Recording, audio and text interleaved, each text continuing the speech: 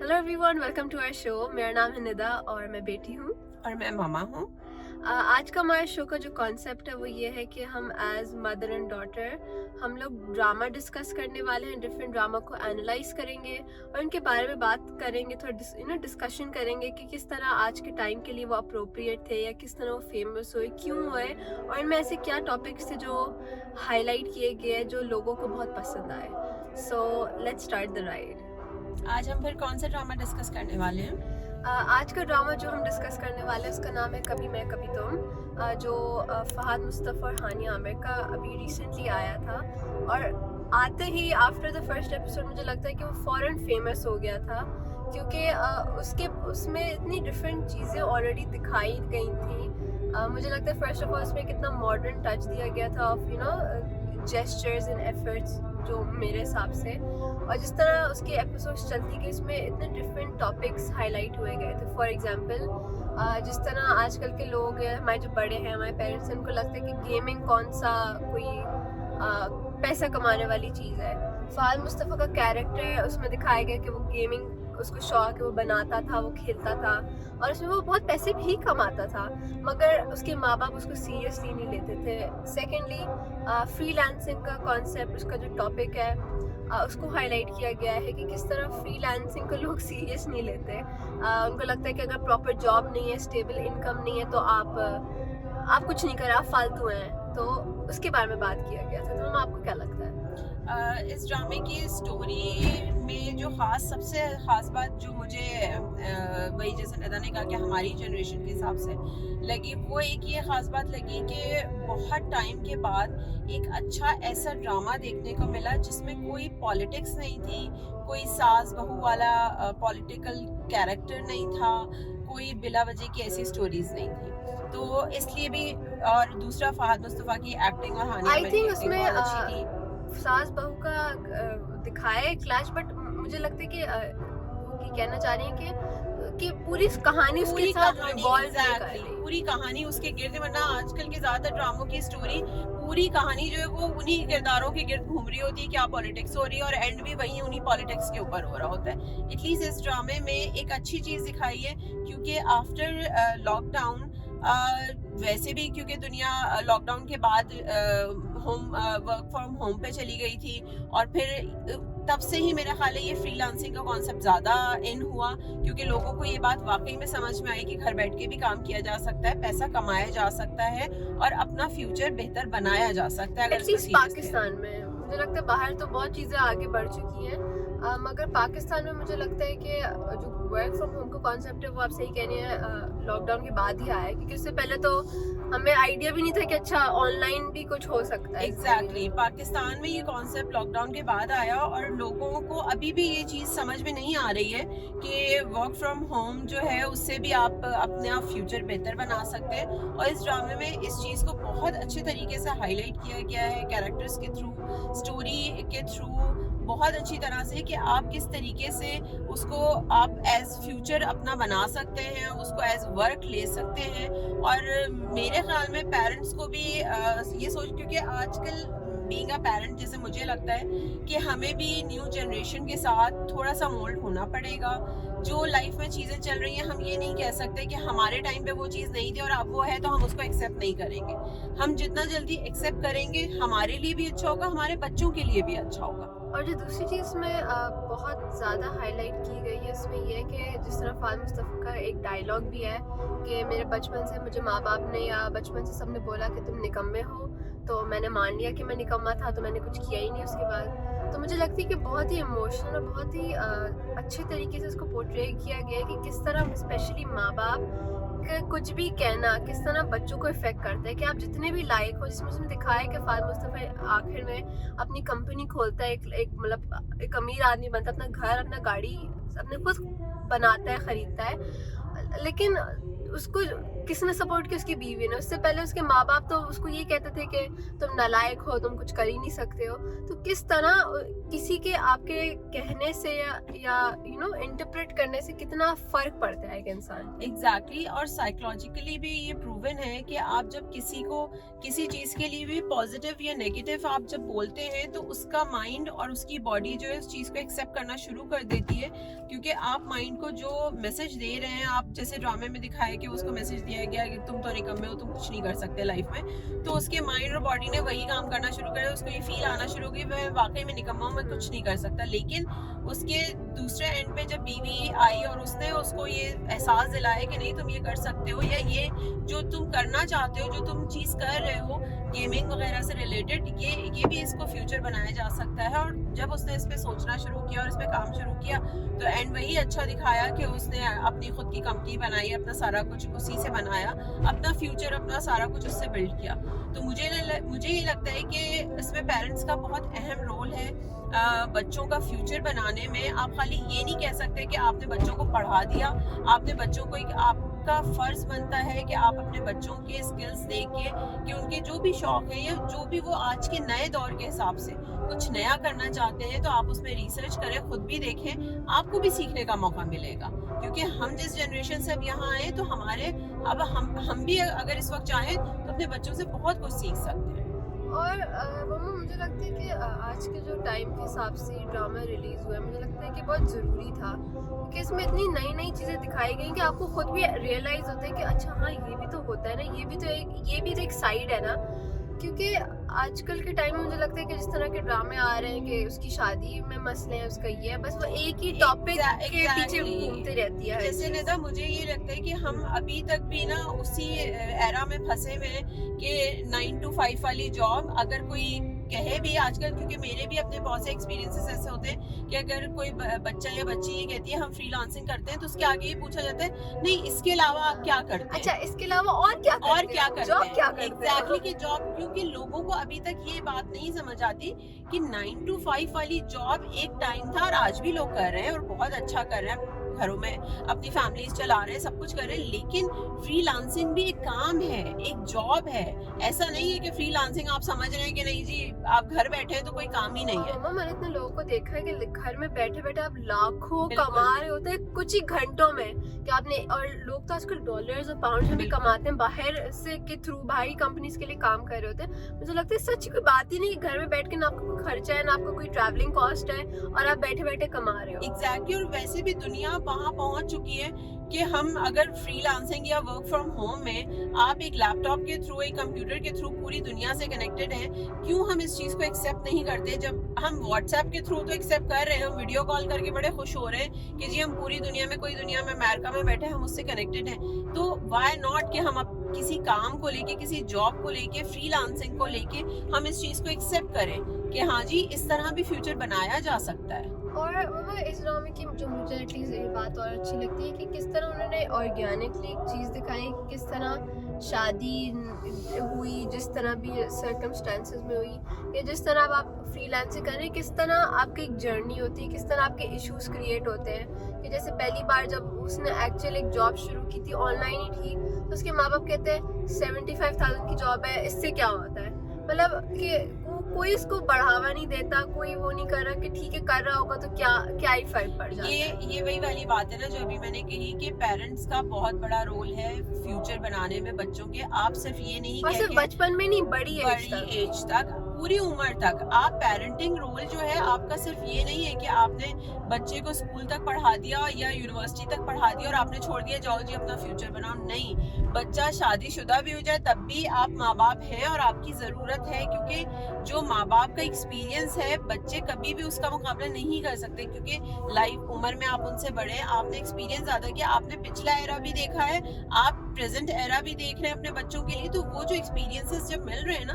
तो वो आप अपने बच्चों को फायदा पहुंचाएंगे। इसमें पेरेंट्स को मैं जरूर कहूंगी कि प्लीज इसमें आपको थोड़ा सा बड़े होने की, बेसिकली अब बच्चों आप घर के एक बड़े हैं ना, आपको वैसे एक अपना एक ओहदा जो होता है वो रखना चाहिए। मुझे ये लगता है कि अब पेरेंट्स को भी ना बड़े होने की जरूरत है। हम बच्चों के लिए ये वर्ड कहते हैं ना कि आपको बड़े होने की जरूरत है, आप घर के बड़े हैं, आप सीरियस हो जाए। नहीं, इसमें पेरेंट्स को भी सीरियस होने की जरूरत है, पेरेंट्स को भी बड़े होने की जरूरत है, क्योंकि इस ड्रामे में ये बहुत अच्छा मैसेज दिया है कि एक माँ बाप जो है वो बच्चे की लाइफ बना भी सकते हैं और बिगाड़ भी सकते हैं। और जिस तरह उसमें दिखाया कि जो उनका बड़ा बेटा है उनको वो सपोर्ट करते, तो वो आज लाखों कमा भी रहा है। और ये वो इवन तो उसका जो एंड है वो बहुत ही डिफरेंट और बहुत ही वो दिखाया जो सब चाहते थे कि उसके साथ हो, के आखिर में वो जेल गया, और किस तरह फिर जो छोटा बेटा जिसको सब निकम्मा समझते थे उसने उसको बेल दिलवाई।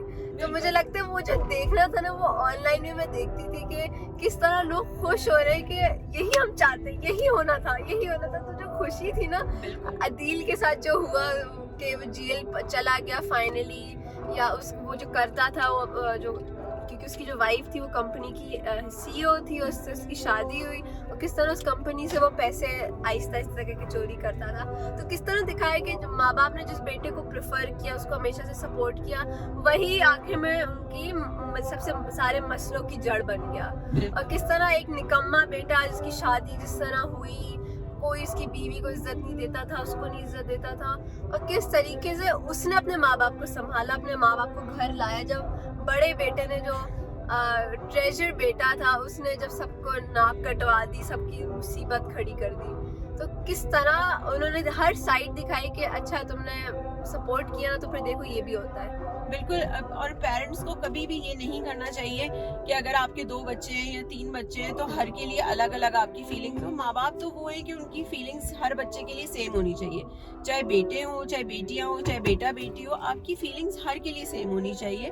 किसी को प्रेफरेंस नहीं देनी चाहिए, क्योंकि औलाद तो दोनों है ना आपकी, दोनों बच्चे आपके दोनों बेटे थे। बिल्कुल। और एक चीज जो मैं ऑनलाइन भी देखी थी और लोग कहते थे कि इस पे कोई क्रेडिट क्यों नहीं देता, जिस तरह उनकी एक बेटी भी थी, तो उनका जो दामाद था, तो वो किस तरह ड्रामे में इतनी अच्छी तरीके से दिखाया गया कि किस तरह वो दामाद सपोर्टिव है, कि जब वो अदील के चक्कर में वो रोड पे आ जाते हैं माँ बाप, तो किस तरह दामाद उनको खुशी खुशी घर लाता है, अपनी बीवी को कहता है रहो अपने माँ बाप के घर, कोई मसला नहीं है ये वो। तो उसमें एक बहुत ही प्रॉपर एक फैमिली लाइफ दिखाई गई है कि एक अच्छी साइड भी हर रिश्ते की होती है, सिर्फ हर वक्त बुरी साइड या ये सब नहीं होता लोगों की जिंदगी में। बिल्कुल सही बात है, क्योंकि इस ड्रामे में मुझे लगता है हर पॉइंट से उस न्यू एरा को इन्होंने दिखाने की, उन चीजों को चेंज करने की बहुत हद तक कोशिश की है।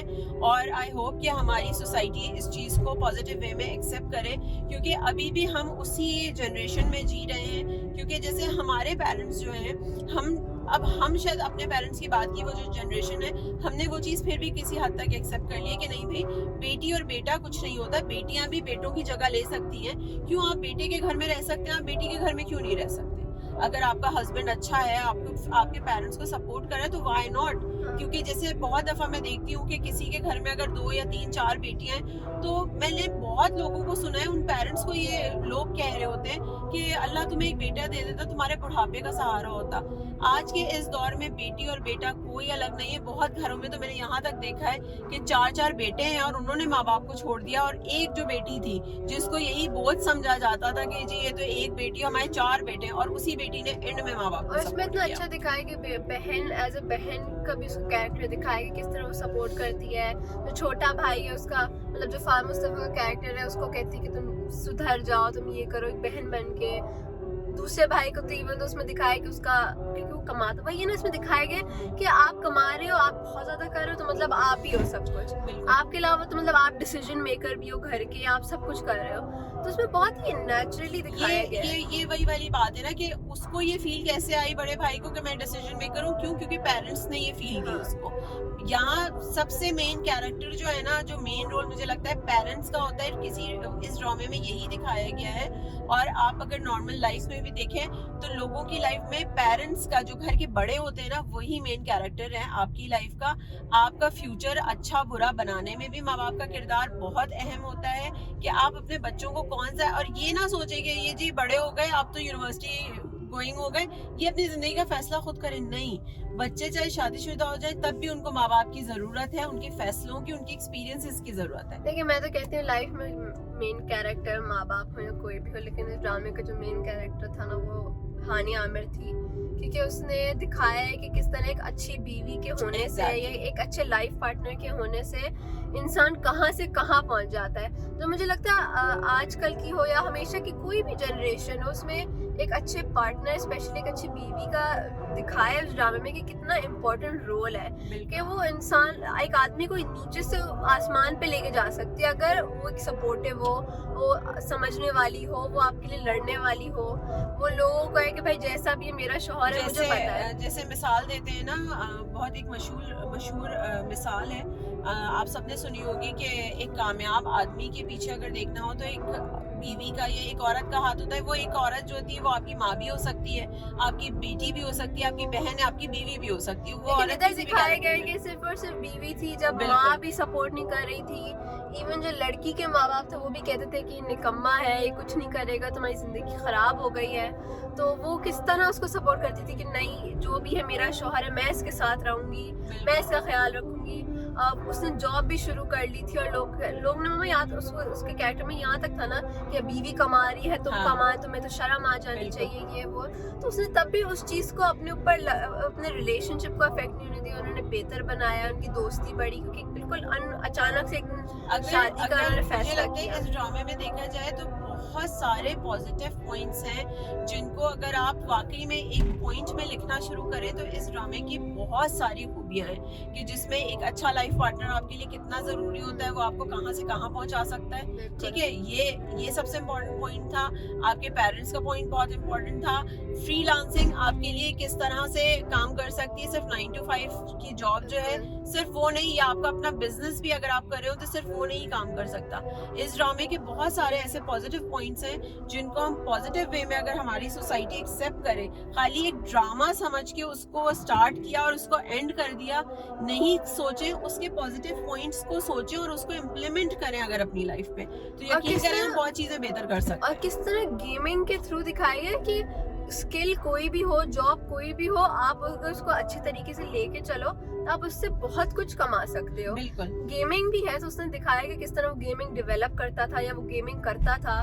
तो जब एक सीन था कि वो कह रहा था तुम्हें पैसे चाहिए थे ना, ये लो मैं एक गेम खेल कर आया हूँ, कंपटीशन था उसमें मैं 50,000 जीत के, जाओ खर्च कर लो अपनी मर्जी से। तो उसमें दिखाया कि आप चाहो तो गेमिंग से भी पैसे कमा सकते हो, आप गेम डेवलप करो और लाखों कमाओगे। एग्जैक्टली ये बात है ना, हम 2024 में पहुंच गए हैं, लेकिन अनफॉर्चुनेटली पाकिस्तान अभी इन चीजों में बहुत पीछे है कि हमें ये चीजें, वरना यूके यूएस वगैरह कनाडा में आप देखें आपकी प्रॉपर वहाँ पे यूनिवर्सिटीज है, सब्जेक्ट है जो कोर्सेज करवा रहे हैं गेमिंग के ऊपर, क्योंकि अब ये जो एरा है ना, क्योंकि बच्चे जिस तरह अब हम ये समझ रहे होते बच्चे जो गेम खेल रहे हैं सबसे फजूल चीज है, अगर आप देख रहे हैं कि उसका इंटरेस्ट उसी में है तो आप उसका इंटरेस्ट टर्न कीजिए और आप उसको फिर रास्ता दिखाइए अपने उस बच्चे को कि हाँ इससे रिलेटेड कोर्सेज भी है, पढ़ाई भी है। तुम ये गेमिंग पूरी की इंडस्ट्री है मामा, अब तो लोग exactly. अरबों की बोले क्या क्या इंडस्ट्रीज बन गई, हर चीज की इंडस्ट्री है। आप बस अपना एक पाथ बना के रखो और देखो किस तरह जाता है। बिल्कुल इस फिल्म में, इस ड्रामे में बहुत अच्छे से ये पोर्ट्रे किया गया है ना कि आपकी कोई भी स्किल छोटी नहीं होती, छोटी बड़ी नहीं होती। आप जो कर रहे हो आप करो, एज लॉन्ग एज आपकी डायरेक्शन अच्छी है, कोई आपको सपोर्ट करने वाला है, कोई दिखाने वाला है कि भाई हो सकता है। लाइफ में आपके पास बेस्ट सपोर्ट हो, आपकी अपनी डायरेक्शन हो, लाइफ के गोल्स हो और आप खुद वाकई कुछ करना चाहते हो, दैट्स इट, आप अपनी जिंदगी बना सकते हैं बहुत आसानी लेकिन से। मेरी एक फेवरेट सबसे ज्यादा फेवरेट चीज है ड्रामे की, उन्होंने बताया मामा, मुझे लगता है कि जिंदगी में वो कहते हैं ना कि वक्त ही मतलब दिखाएगा, या होता है ना कि अल्लाह ही दिखाएगा कि इसका अजर या इसका जो क्या कहते हैं कि सजा मिलेगी या जो भी। इस ड्रामे में इतना परफेक्टली हर चीज का दिखा, कॉन्सिक्वेंसेस, हाँ इस ड्रामे में इतने अच्छे तरीके से दिखाया गया ना कि आपके जो एक्शंस है उसके कॉन्सिक्वेंसेस आपको मिलेंगे, और इतने अच्छे तरीके से दिखाए गए थे ना इतने लोगों के कॉन्सिक्वेंसेस कि अगर अदील ने किसी का बुरा किया है तो उसका कॉन्सिक्वेंस दिखाया है कि वो जेल चला गया, या जब माँ बाप ने उसको फाद मुस्तफ़ा हानिया आमिर को घर से निकाला था तो एक बार वो भी टाइम आया कि जब अदील की बीवी ने उनको माँ बाप को घर से निकाल दिया, तो उनको फिर एहसास जाके हुआ कि देखो हमने उसको निकाला था, तो फिर उनको एहसास हुआ कि उनके साथ क्या बीती थी, उनके साथ क्या हुई थी। तो वो जो कॉन्सिक्वेंसेस का कॉन्सेप्ट था ना इस पूरे ड्रामे में कि किस तरह उन्होंने दिखाया कि आप जो करेंगे आपके साथ वही होगा। आप मेहनत करेंगे, फहद मुस्तफा कैरेक्टर में आप मेहनत करेंगे तो आप देखें फिर एक दिन कहाँ पहुंच जाएंगे। आप धोखेबाजी करेंगे, फ्रॉड करेंगे तो फिर देख लो आपके साथ कॉन्सिक्वेंस क्या होगा। आपने किसी के साथ बुरा किया फिर देख लो आपके साथ क्या होगा। दुनिया में तो अल्लाह हर ताला चीज ने का दिखाया है। बिल्कुल दुनिया में अल्लाह ताला ने उसूल बनाया है ना, जैसे अगर पॉजिटिव है तो उसके साथ साथ नेगेटिव है, चाहे वो कैरेक्टर्स में हो चाहे वो किसी तरह भी हो, लाइफ में नेगेटिव पॉजिटिव साथ साथ चल रहे हैं। तो जैसे अगर आप किसी के साथ बुरा करेंगे, वही जिसे कहते हैं मकाफाते अमल, तो अगर आपने किसी के साथ बुरा किया है तो दुनिया में ही आपको अल्लाह ताला उसका दिखा देगा अच्छा बुरा। जो भी आपने किसी के साथ अच्छा किया है तो यकीनन अच्छा मिलेगा, बुरा किया है तो, और माँ बाप के साथ बुरा किया है तो ऑब्वियसली वो बहुत ही ज्यादा अल्लाह ताला उसमें आपको दिखाएगा। तो इसमें यही मैं कह रही हूँ कि इसमें इतने सारे पॉइंट्स हैं सीखने के लिए कि अगर आप सिर्फ इसको एक ड्रामा समझ के ना देखें तो यकीन करें ये इतना अच्छा इनकी स्टोरी लाइन है, इतने अच्छे कैरेक्टर्स और बहुत ही क्यूट मोमेंट्स भी जो मुझे लगता है exactly. मेरी जनरेशन को वो ज्यादा फील होता था, वो क्यूट मोमेंट जब उसको कोई खाना खिलाने या छोटी छोटी चीजें जिसमें आप देखते हो कि भाई ये भी तो एफर्ट्स हैं जो लोग आजकल की हमारी जनरेशन कहते हैं काश कोई होता जो हमारे लिए भी ऐसा करता। बिल्कुल। तो ये बहुत मैटर करती हैं छोटी छोटी चीजें। मुझे लगता है ये drama is the perfect example कि किस तरह एक ड्रामा होना चाहिए। वो जो आजकल सिर्फ पैसा दौलत बीवी के मसले माँ के मसले। सो हैप्पी कि बहुत टाइम बाद इतना कोई अच्छा ड्रामा मिला देखने को, जहाँ पे गेट पे सिर्फ लैंड क्रूजर और मर्सिडीज नहीं खड़ी हुई है, जहाँ कोई 3-4 हज़ार गज का विला नहीं दिखाया गया जिसके गिर्द कोई फैसिनेशन स्टोरी कोई घूम रही है, जहाँ ब्रांडेड कपड़े लोग पहने हुए नहीं दिखाए गए। एक लगा कि वाकई हर घर की एक कहानी, हर घर की एक सबको कहानी। रिलेट किया कि ये हर घर की एक ही कहानी है। बिल्कुल बिल्कुल। तो ये बहुत ज़रूरी था हमारे ड्रामे के हिसाब से। तो ये आज की हमारी डिस्कशन थी और आई होप आप सबको अच्छा लगा हो। और हम अपने नेक्स्ट जो एपिसोड होगी उसमें हम एक और ड्रामा डिस्कस करेंगे विच इज़ वेरी एक्साइटिंग। और अगर आप चाहते हैं कि आपके पसंद के किसी खास ड्रामे को हम डिस्कस करें और उसके बारे में हम आपको गुड एंड बैड पॉइंट्स बताएं, तो उस कमेंट सेक्शन में ज़रूर बताइएगा और ये ज़रूर बताइएगा कि आपको हमारी ये सीरीज़ कैसी लग रही है। Thank you so much for watching और उम्मीद है कि आप हमारे नेक्स्ट एपिसोड भी देखेंगे। Till then thank you so much and we will see you in the next episode. Thank you.